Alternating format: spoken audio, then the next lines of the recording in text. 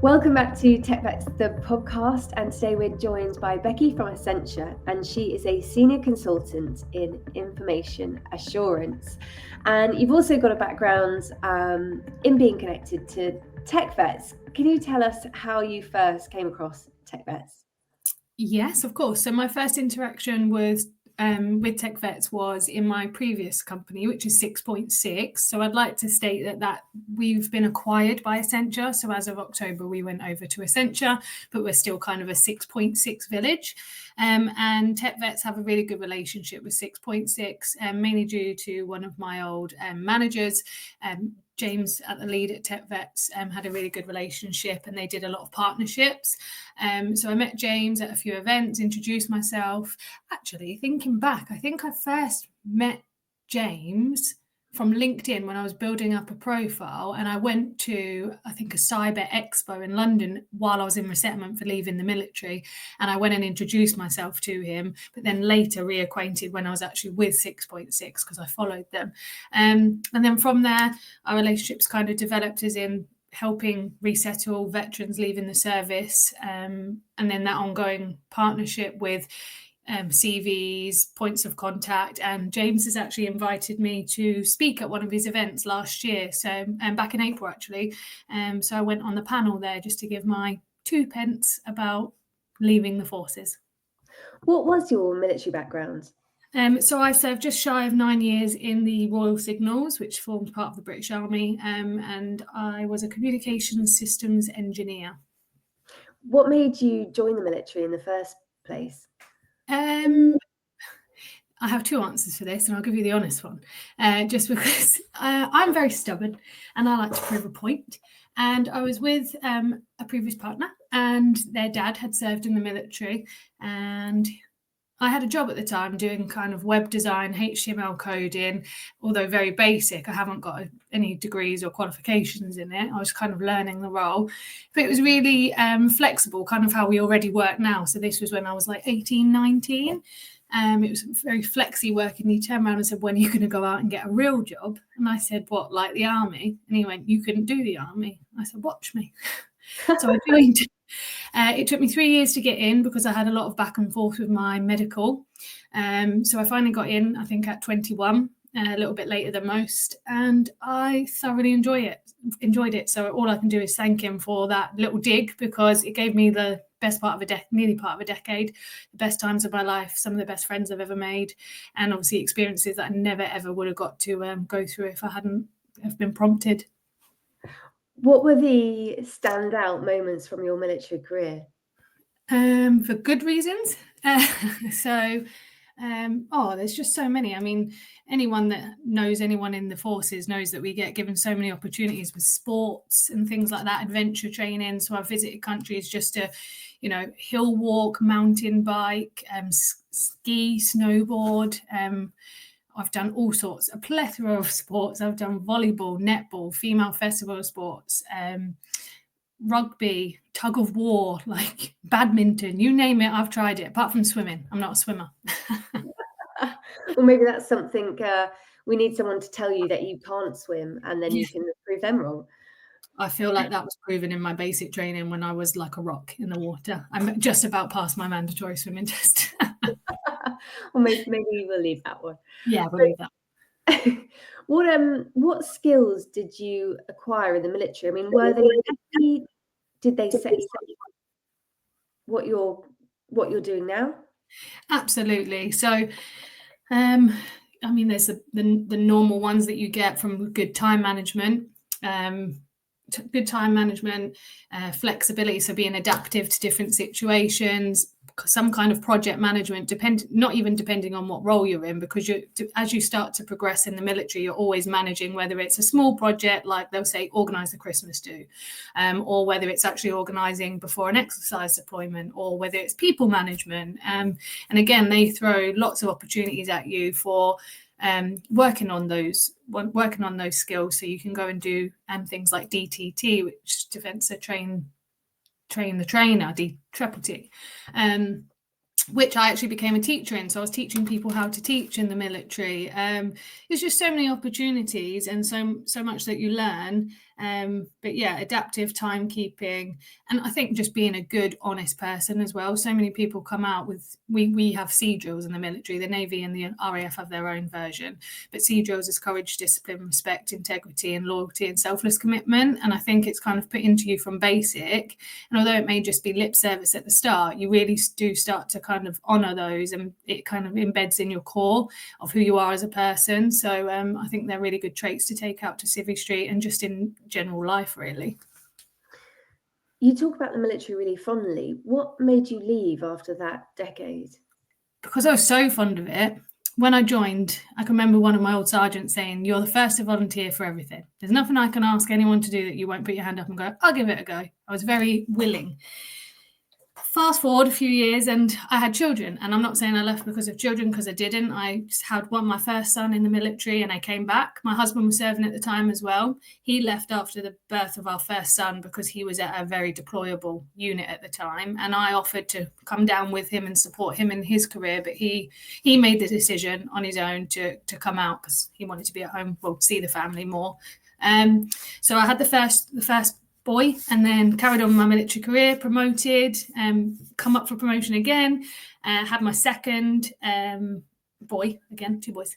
Had my second and came back to work. But at that point, I realised that I couldn't get the balance right. So I still wanted to be this soldier that wanted to do everything and be everywhere and, be reliable and deploy in every exercise. But I also needed to remember that my family came first. And I think when I joined, it was Army first, everything else second, and that changes. And if I could have supported both, I would have, because I didn't want to leave. As I said, I promoted again, but I couldn't take it because I said I'd worked so hard in the 8 or 9 years to get this far that I didn't want to damage my reputation and become someone that's flaky, and that, I didn't want to pull any cards to get out of any deployments. I didn't want to be known as someone that never deployed, because from my perspective, how can I lead my people if I'm not doing what I'm expecting them to do? So I said, you know what, I'm going to quit while I'm ahead, and I'm going to leave with my head held high and hopefully in high regard. So that's what I did. And I never say a bad word about the Army. I recommend it still to a lot of people. And I think I wouldn't be the person I am today without it. So for that, I'm entirely grateful. Gosh, that's quite, it sounds quite sad to talk about it in the way that you can't have everything that you want with a career in the military. And there's probably people who are listening to this feeling the same, because if it's a career that you're passionate about and you love, but you have also got that family side that you need to juggle, it's incredibly difficult. Do you think the military is changing, or do you think it's going to be the same for future generations? I think they're coming on leaps and bounds with everything that's kind of going towards the future. They're trying to get more females, they're opening it up to all sorts of avenues and types of people that they're letting in. I mean, they changed their campaign, didn't they? A few years ago, it used to be Army Be the Best, and it's Army, do what you can and we'll support you. So, they're trying to make it as achievable for everybody. But for my personal situation, I'm not saying that every woman that has a child can't survive in the military, because you can, you'll get a really good line manager that will do that, or you'll get an RCMO, someone that manages your career, and they'll post you somewhere that maybe you have a bit more support to enable you to deploy. But mine was, I was living 3.5 hours from my family, 4 hours from my husband's family. My husband was on a shift work, so night and day, and the unit that I was supporting at the time went on a pre-Christmas exercise every year, really in support of a certain entity. So it meant that they would be away for 8 or 9 weeks just before Christmas. And it was a bit like, my husband hasn't got the annual leave. I obviously have to deploy. My mother-in-law is a single lady, and she's in Scotland, and she is kind of a little bit older, so she has to get a bus down. She doesn't drive, so having 2 small children is quite a task for her. And then on the opposite side, my parents are still, early 50s, very much in the prime of their career. And even if they helped and took their annual leave, it still wasn't enough to cover that one exercise. And that's without battle camps and anything else that gets thrown in. So I, just because of my situation, I couldn't manage it. But some people might be closer to home in their posting. They might have built more of a cohort where they are, that other people, other mums or other spouses can have their children. They might have an au pair. But for me, unfortunately, just wasn't feasible. When you left, you obviously knew that that's the kind of role, that's the kind of job that you couldn't or didn't want to sustain moving forward. Was it scary leaving? Absolutely. I think you are in a bubble.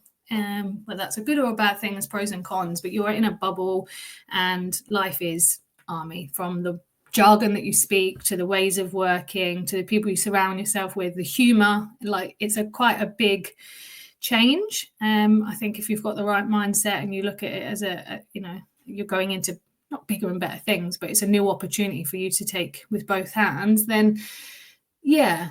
I mean, I didn't struggle and I'm one of the lucky ones. But yeah, there's a few times where I'm like, there's that different perspective and you're like, oh, this is new. Like, for one, working late on a Friday, I was like, oh, my week is so long, I have to work till 5 p.m. on a Friday, whereas usually I'd be away till 12.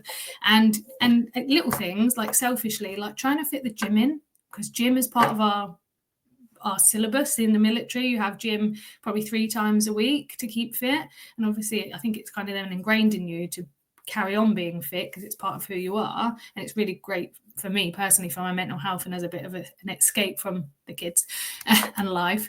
And I found that really hard because I was like, I haven't got time in the morning because I'm on school run mum, and then lunch breaks, it's too much of a feat to get there and back and be prepared for thing. And then in the evening, school run mum, second job starts, mum life, getting the kids down. And by then I'm absolutely knackered, to be honest. And I think, but it's just, again, finding ways that will work for you. So now I do stuff in the morning when the kids are down there having breakfast with me, just in the house. I just do a little 20-minute hit circuit. You know what I mean? Just keeps me sane in that way.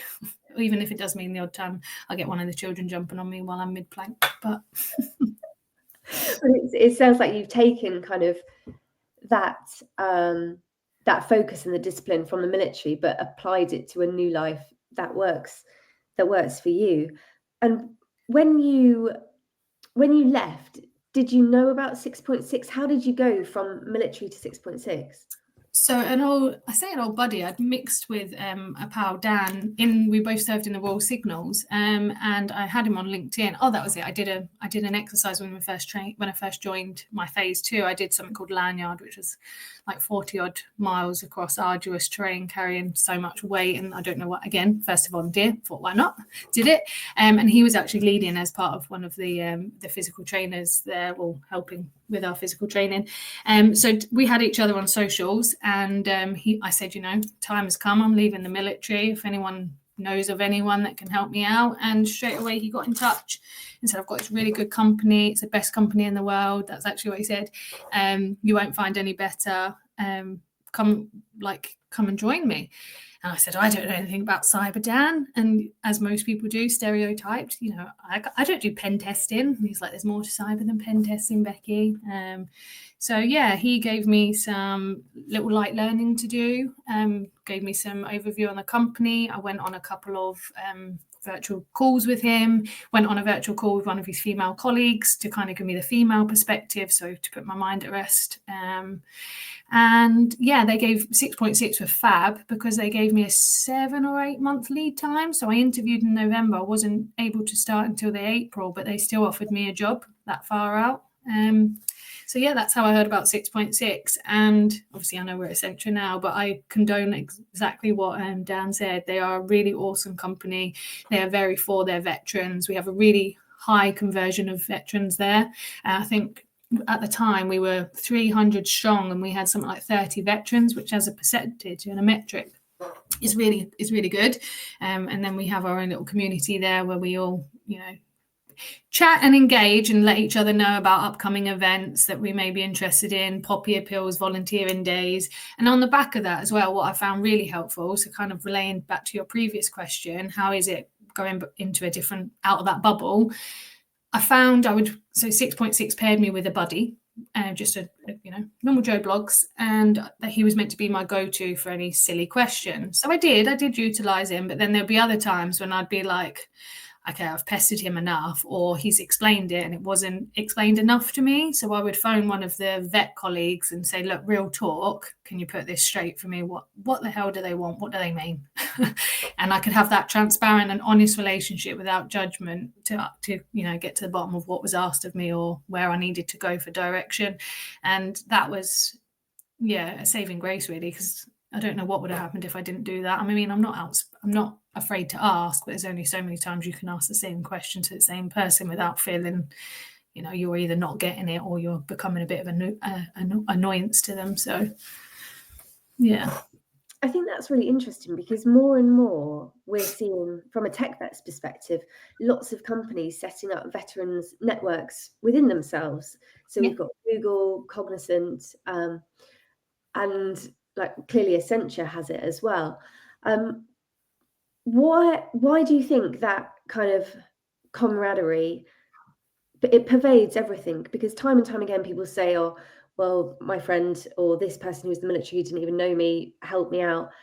How important do you think it is for even small companies who employ veterans to keep recruiting and build those networks? I think it's very advantageous. I think it's a safety net for all of us that are leaving. As I say, it's a new world, really. And I'm not saying that we're not going to get it, because we absolutely will, and we'll probably be one of your hardest workers that you can employ.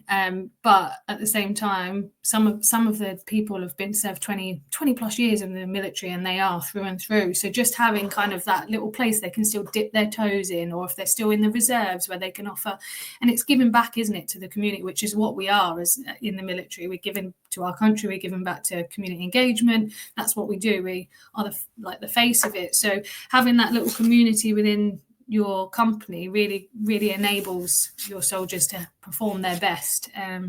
We have one, like as you said, in Accenture now, Armed Forces Network, and we're putting together events to kind of meet other veterans. And when we were at 6.6, one of the initiatives we said there, we actually so I suggested, can we get a buddy veteran to each veteran that joins? Because I feel like it will work better, even if it's alongside, so they have that stepping stone, which I was one of the first ones to trial it. Someone joined, didn't know them, but you get on a call with them and you're the same person, you have that instant rapport, and there's no, not I'm saying civilians judge you, but you know what I mean, we all come from that background, everyone understands what you've been through for the last however many years.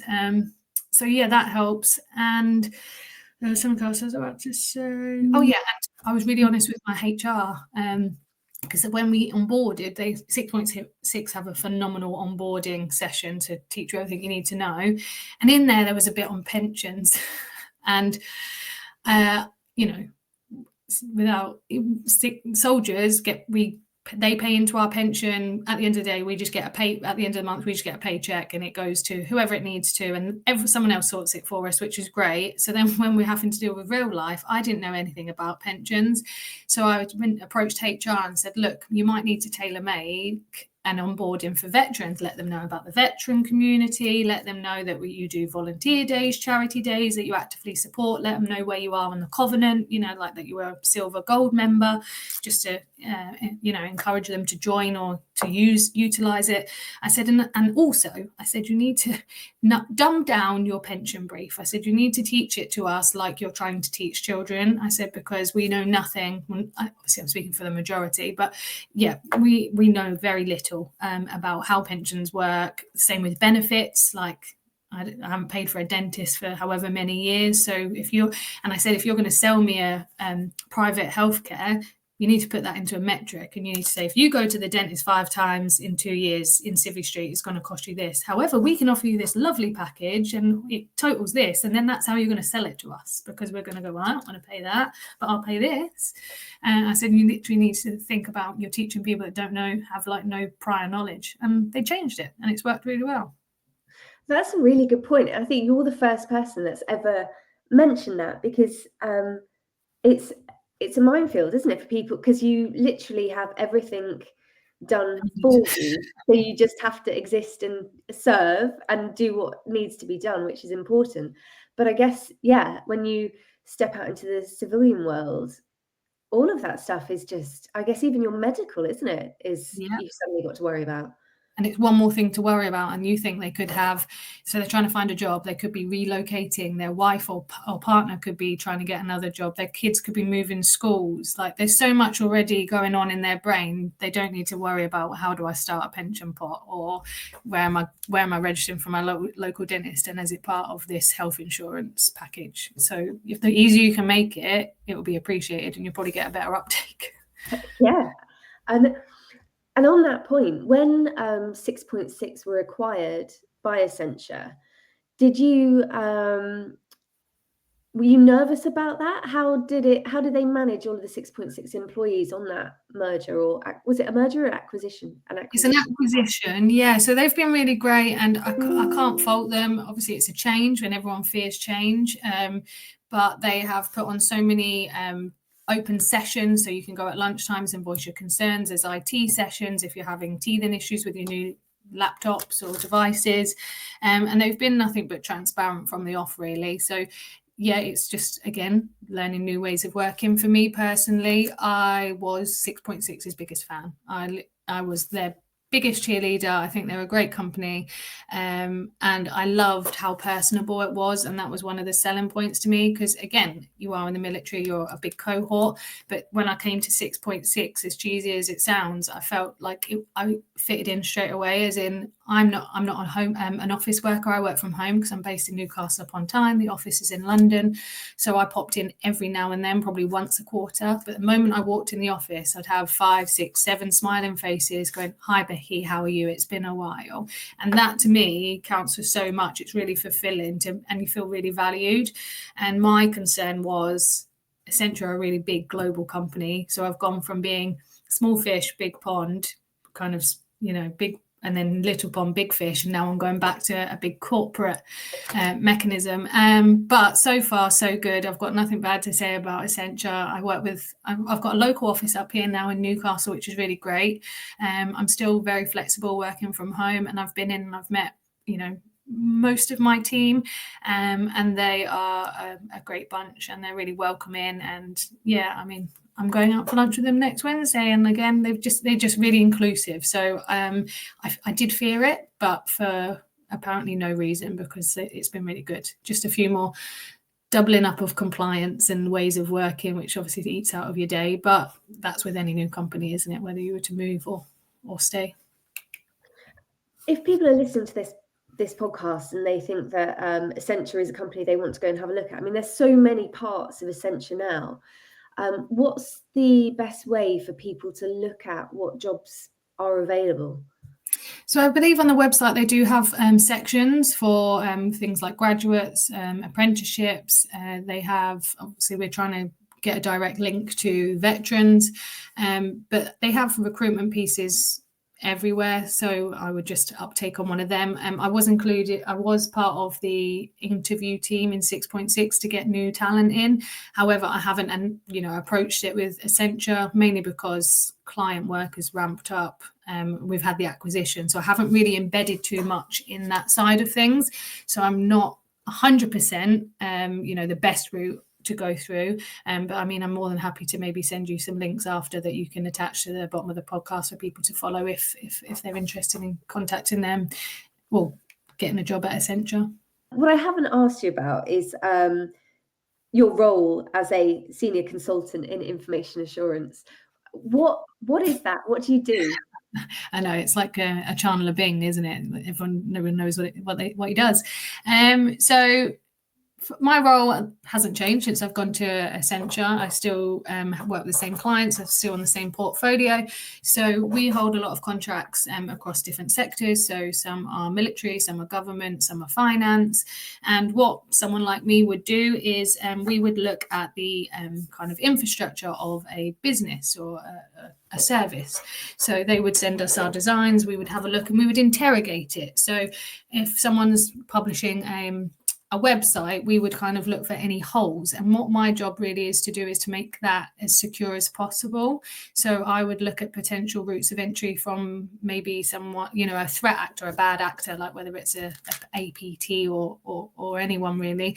And we would just make sure that we identify where weak parts are. We would advise how they can strengthen them.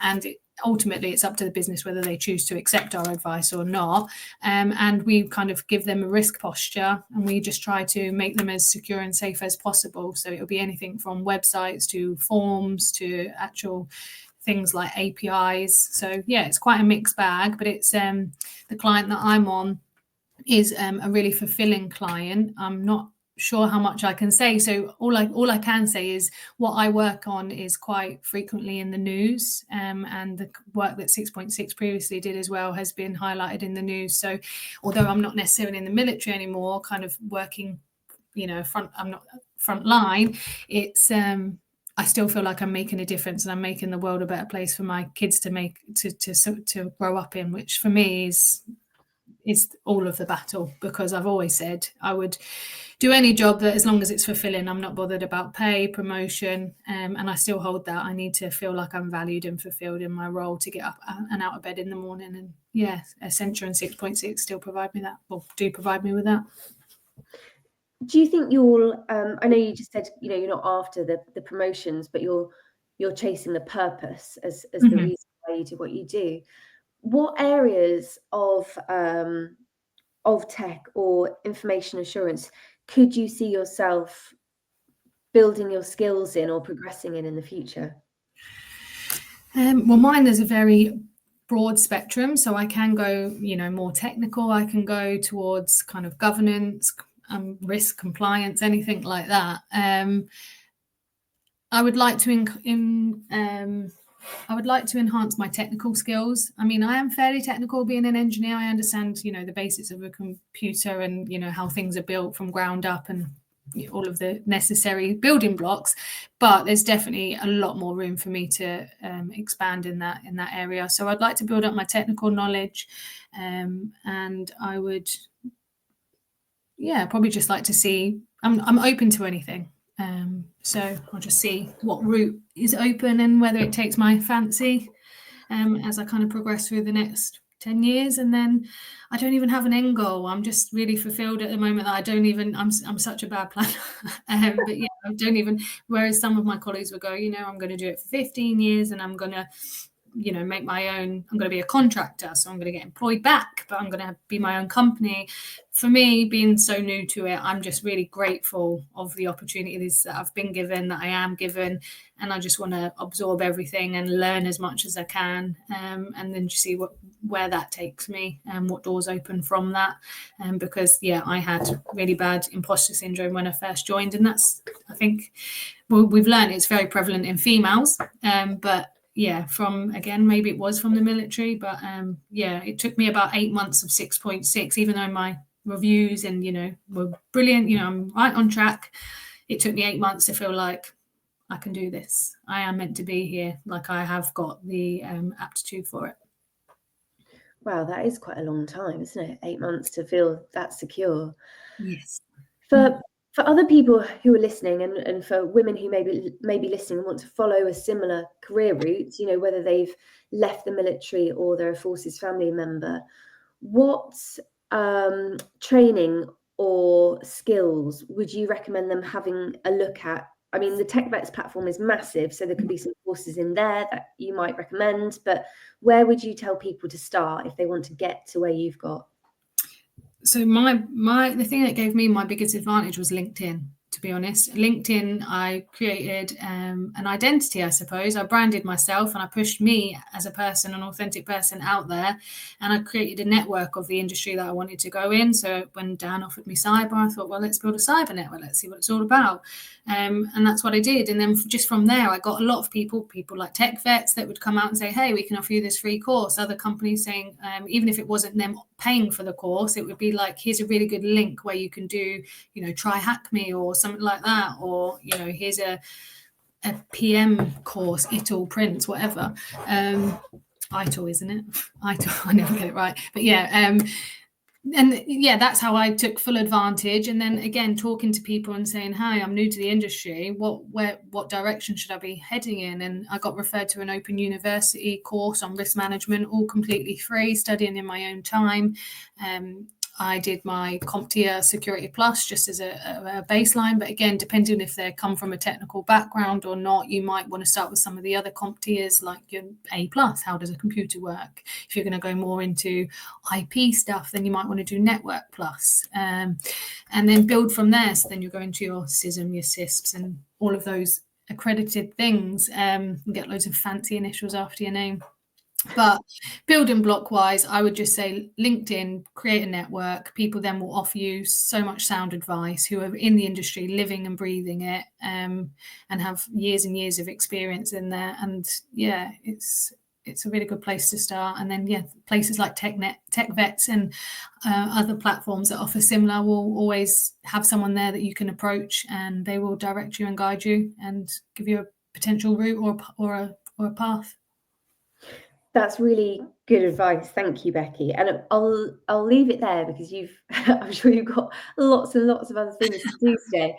But are you happy if anyone who is listening reaches out to you on LinkedIn to tap you up? That would be brilliant.